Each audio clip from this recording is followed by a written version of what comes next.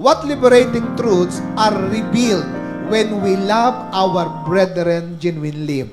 Anong mapagpalayang mga katotohanan ang nahahayag kapag minamahal natin ang kapatiran ng tunay? Ano bang katotohanan ang nahahayag? Ano bang katotohanan ang nakikita pagka minamahal natin ang ating mga kapatiran ng tunay? Merong nahahayag eh. Tama po ba?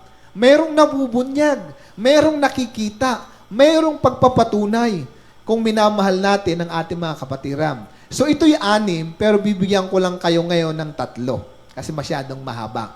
Number 1, what liberating truths are revealed when we love our brethren genuinely? Number 1, we proves that we are born of God and know God genuinely. Basahin natin na sabay-sabay. 1, 2, 3, go. We proves that we are born of God and know God genuinely.